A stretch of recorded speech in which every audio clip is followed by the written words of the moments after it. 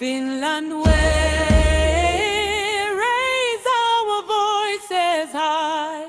Pẹ̀lú ìfẹ́, our spirit will never die. AYDF, AYDF,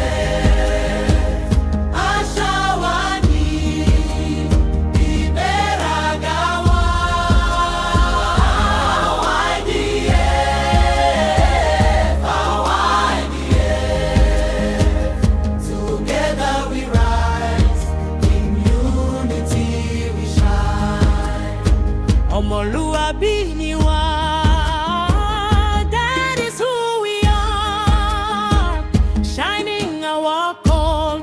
Like a bright morning star, with wisdom and honor, ọwọ́ kan kò bẹ̀rù dórí. Together as one, we build our story.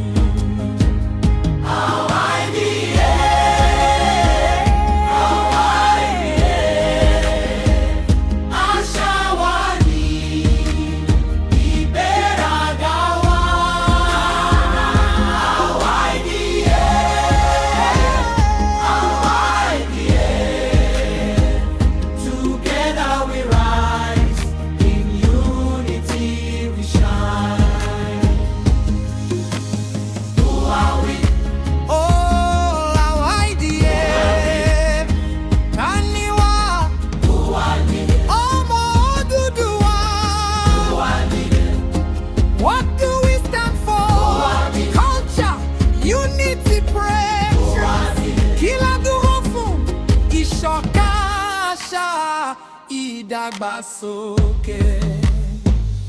AYDF.